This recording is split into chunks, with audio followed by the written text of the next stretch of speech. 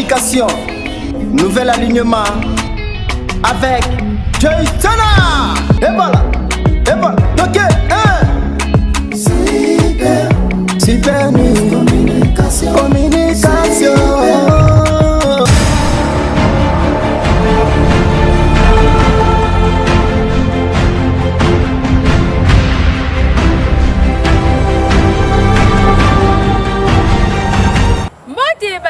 Super New Communication, magazine ma responsable. Yamokolo malelo ngai merveille ba boucler la million de la presse congolaise. Na atoni samine sont représenter les bino grande édition mon rétrospectif ya mokolo malelo. Na tombe bino banso bolandi bola.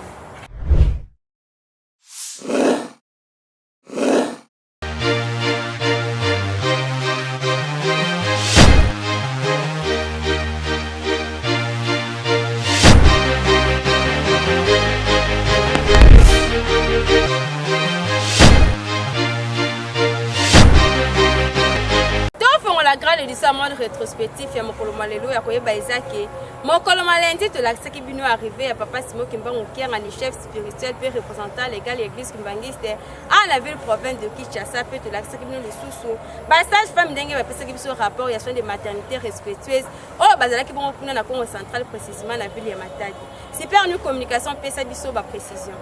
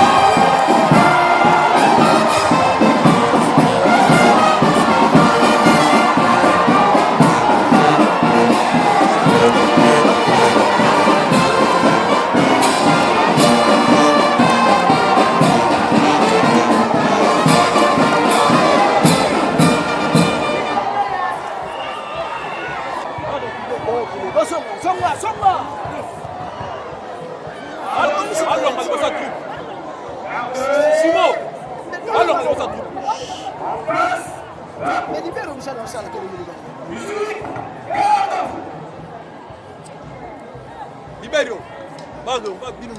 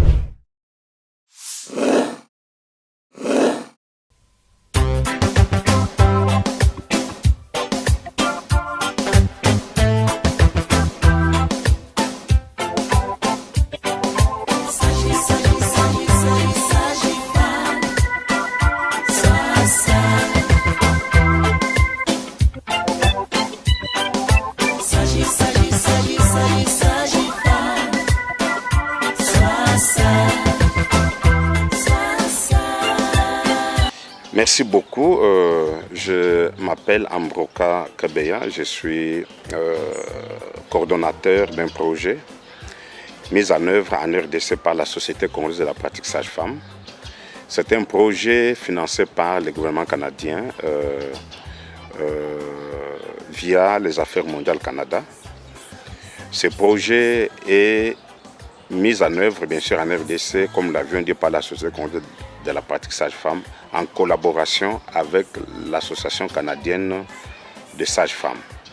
Et en réalité, c'est un projet mis en œuvre dans 2 pays, le Soudan du Sud et la RDC. Ce projet a 3 axes interventionnels. Le renforcement de capacités de connaissances des prestataires, plus précisément les sages-femmes, sur la thématique clé du projet qui est les soins de maternité respectueux. Deuxième axe, c'est la sensibilisation de la communauté sur les soins de maternité respectueux et les droits sexuels et reproductifs, tandis que le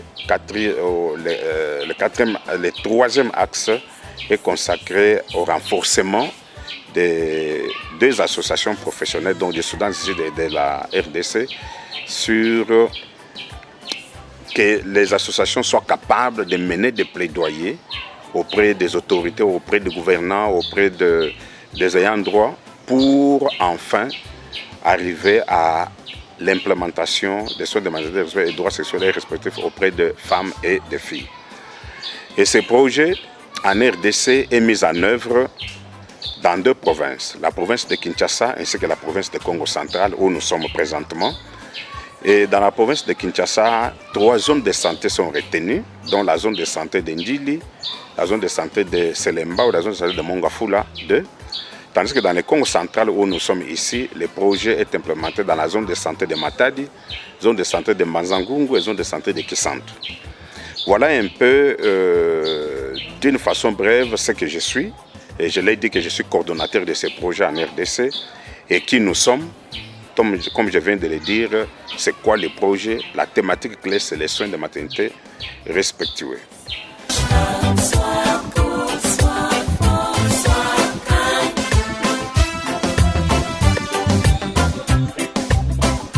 Merci beaucoup. À la question de savoir c'est qui la sage-femme et c'est quoi son rôle dans le domaine de la santé, la sage-femme est professionnelle de santé qui est responsable de ces actes, exerçant une profession à part entière autour de la santé sexuelle et reproductive.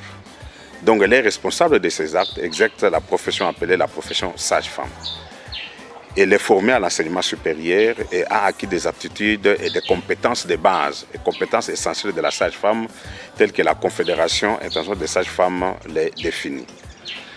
Et son rôle, c'est quoi? C'est comme nous l'avions dit, le rôle de la sage-femme, il a son rôle principal dans la santé sexuelle et reproductive de la femme. Donc, c'est la sage-femme qui s'occupe de la santé génésique et reproductive de la femme avant la grossesse, pendant la grossesse, au cours de l'accouchement, après l'accouchement, dans la planification familiale. Donc, tout ce qui est autour de la santé génésique, la santé sexuelle et reproductive, c'est le rôle que joue la sage-femme. Donc, elle exerce une profession médicale à compétences définies, une profession qui est centrée sur la femme. Donc, au centre de cette profession, c'est la femme et la fille, bien sûr, et elle est partenaire de la femme.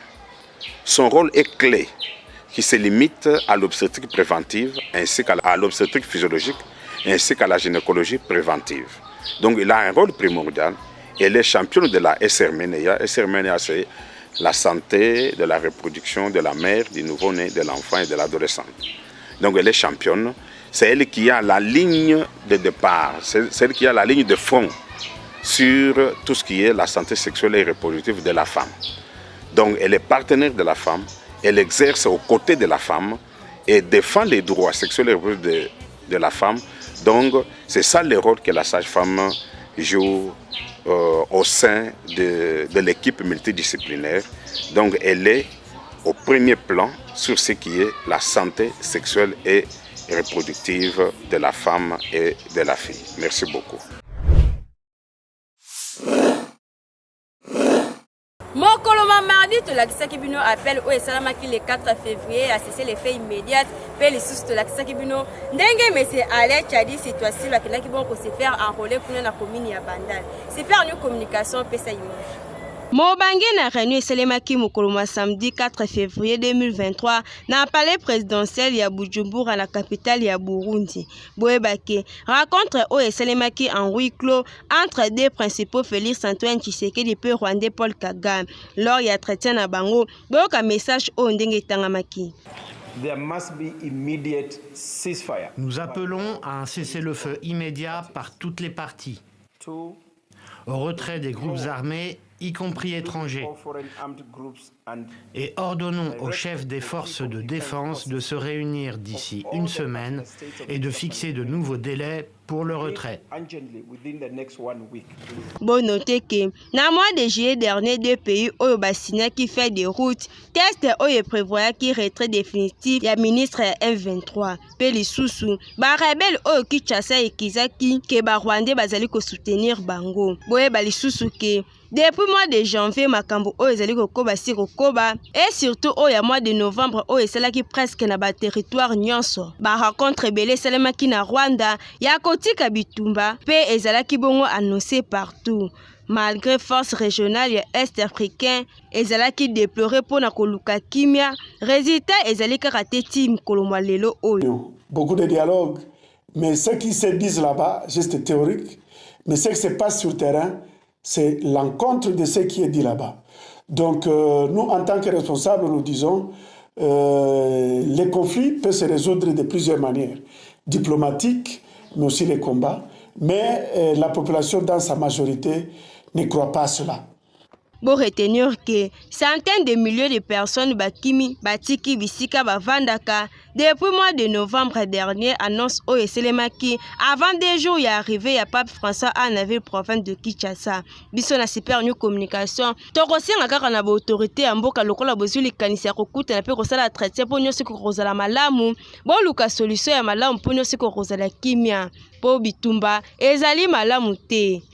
Biso topesika information précision. Na cadre ya ko remplir devoir civique na ye monsieur Alain Tchadi Situasilo cadre ya jeunesse uta bomona na ye na âge ya 16 ans kasi lelo oyo akoma bongo fondateur ya FC Les Bosselois, équipe ya football oyo évoluera na attente urbaine ya football Malebo. Bon noter que monsieur Alain azalaka une fois secrétaire ya FC Selemba au sport en 1995 à 2010. Peli Soussou, secrétaire ya Jamaïque, pe secrétaire ya Silou, membre ya commission ya recours ya dernière instance ya juridiction ya football na République démocratique du Congo, pe ya ko retenir que pour le moment monsieur Alain azali bongo cadre na société de la place depuis 2010. Ya mutuya que monsieur Alain aza très social bino moko bozali komona na bilili ndenge ambiance ezalaki mokolo yango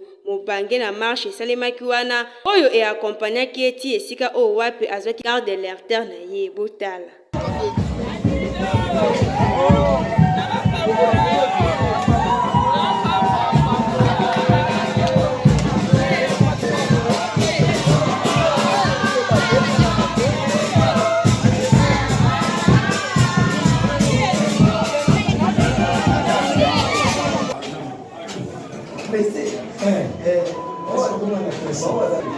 Monsieur Alain Tchadi Situasilo azali bongo chrétien pratiquant kimbangiste biso a Super New Communication to sepeli vraiment na esera o elikanaki mokolo yango ali mutu moko zali ko mériter vraiment ba bonne chose biso to tombeli o kaka makambo nyonso ko sale ko koleka malamu biso to pesa information précision.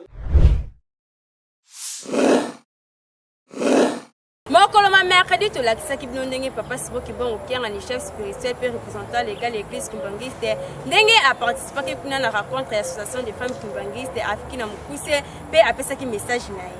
Mokolo ya mercredi 8 février 2023 rencontre l'association des femmes kimbangistes Afikina Mukuse et Salamaki kuna na centre d'accueil kimbangiste Kasavubu. Mokolo yango ba mama kimbangiste batondisamaki ebele kaka pona koya kopesa lokumu na mama mwilu oyo azali bongo molobeli na bango. Badeputaki programme na bango malamu kaka ndenge ezali bomesana na bango nde na sima na yango bazwaki bongo surprise ya tata mokonzi ya bule papa Simon Kimbangu Kiangani. Mokolo yango nde batondisamaki na esengo ya koleka lokole sepelesaki tata mokonzi ya bule koya koparticipe na rencontre oyo azangaki maloba ya kitoko te ya koyebisa bamama kimbangiste nyonso.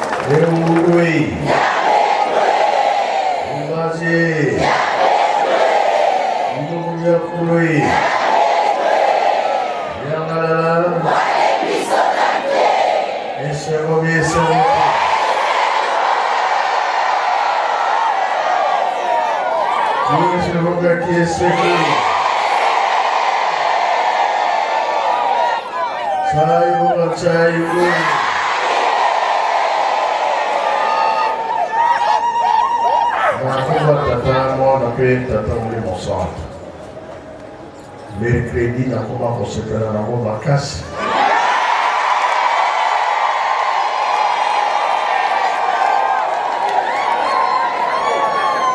Suki bayoki na tsinsa ya batata na bamama nasepelaka mingi.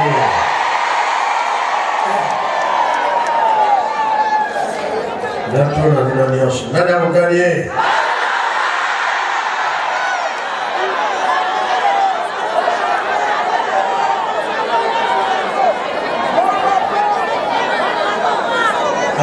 Apakinde akoganie?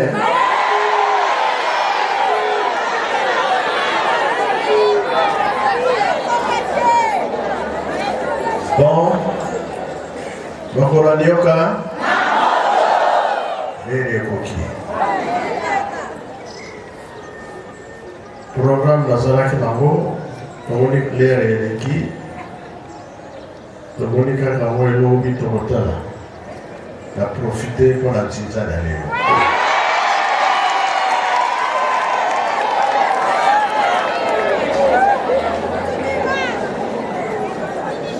Makamonion sur nous encore là. Yamotos. Yakolon na peu koboko là. Je sais qu'après petite année de la mine, toko qui s'est bon on va monter. Ba mama pe bilenge bazalaki au rendez-vous mokolo yango poko ya tata mokonzi ya bule katikati na bango na rencontre oyo ememelaki bango vraiment mapamboli koleka nde batondisamaki vraiment na esengo oyo kuta ezangaki na moyen ya koexplike yango mama mwili oye bango bamesana bango kosala tata nzambe mikolo nyonso po nzambe aliaka na ye kaka nde esengo biso topesi kaka information précision.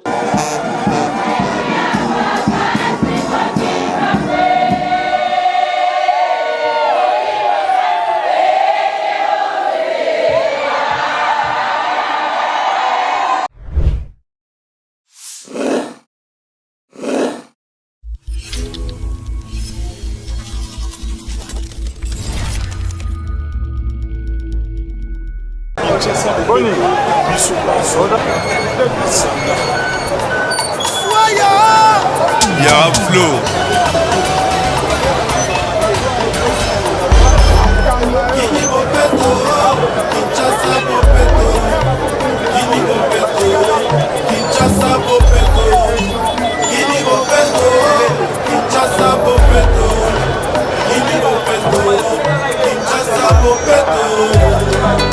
Jean-Paul Mosheni, Freddy Bonzeke, Inonari Tabola, Boyoka.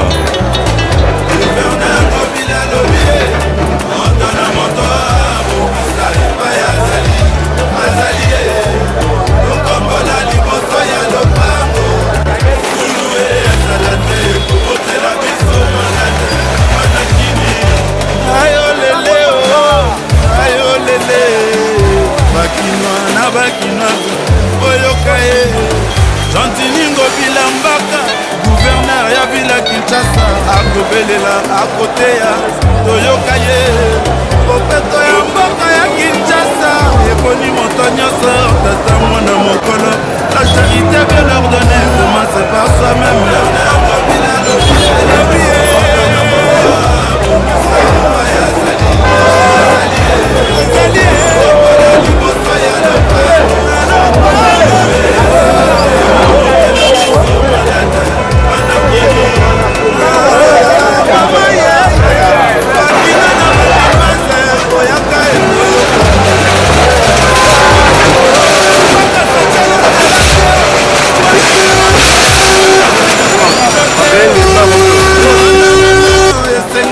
bongola bizali na biso tolatisa Kinshasa elamba ya sika ngenga mokili emona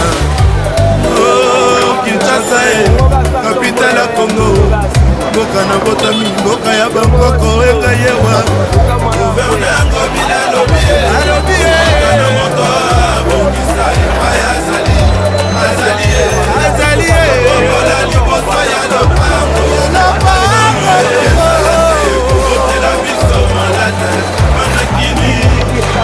Serge Mbako, Yona Maître John, Moïse, Pena Bébé Congo, Kinshasa yango ya biso moko.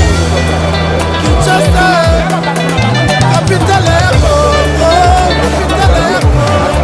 Kinshasa, gouverneur Ngobila Ngobelela, Bakina Toyoka, Kinshasa, Emmanuel Poutou, capitale ya Congo, Yasekam Golf, Kinshasa, RDC, Boka ya Bokoko. Oh, Chicho Idamito, est-ce que vous avez Kangai? Arsène Modia, son excellence Doli Makambo, Cordon Germain Pundu, Chano Binano.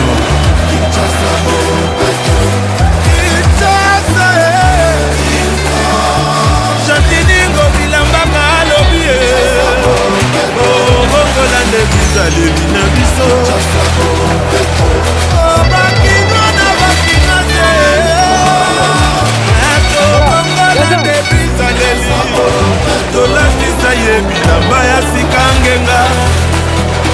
Oh non, s'il vous plaît. Son Excellence Jantiningo Bilambaka, gouverneur de la ville.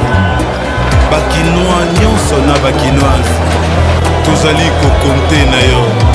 Yebisa son Excellence président de la République Fachi Asungayo Elongo non vice-gouverneur Mbongo Meron Bolonga Kinshasa Engenga Mwinda Epela Bakino Basepela Honorable SK Yona Dede Isomo Nadoka Koma Yona Petit Levi Mpai Kamei Kachama Frank Malanda Jonathan Mutambala Louis Nza Komini ya Kinshasa Bina na Bamu Ngalema Lingwala Nagombe Kitamo Ndamse Paris Kinshasa Mopere Komini ya Makala Ngaba Bumbu Pesele Mau Ngiringiri Ngiringoto Pena komini ya Mongafula Kinshasa Mopendo Komini ya Kalamu Bana Dallas Komini ya Kasavubu Kasa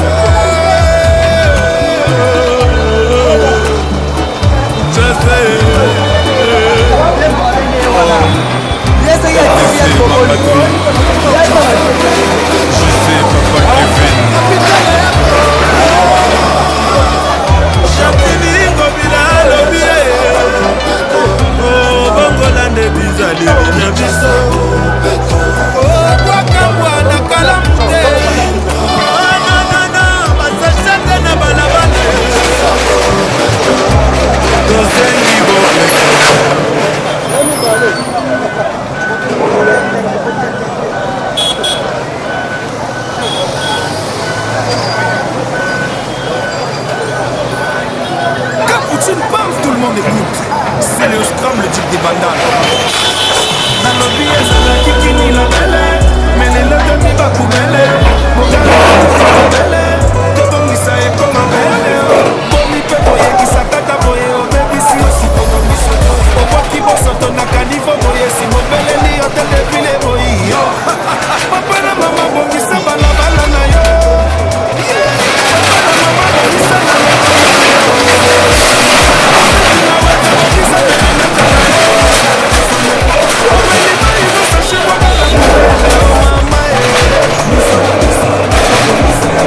les gouverneurs à lobby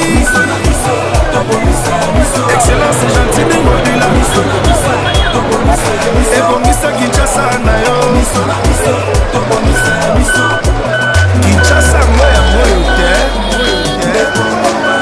omibelengaka kino mpo na nini. Merci na fidélité pe confiance pour ça kana super new communication magazine ba responsable ya mokolo malelo ngai merveille ba boucler la million de la presse congolaise na toni sama kine instant ya représenter les bino grande du monde rétrospectif ya mokolo malelo kasi ceux qui na comme qui tourne banda pour les bino bozanga te ko pesa un grand merci une équipe technique pe rédactionnelle mumba super new communication oh ba sala ki no musala ki to ana super new communication mutuna ezalaka o kasafana tuna mutuna na ngai nazali bon kopesa ba mbote ebena ba fan nyonso o ba mesana bon kotala super new communication mikolo nyonso ba mbote ebena sika bozali kuna ana super new communication mutuna ezalaka o nani vama yo mtu zali kulanda ngai pesa ngai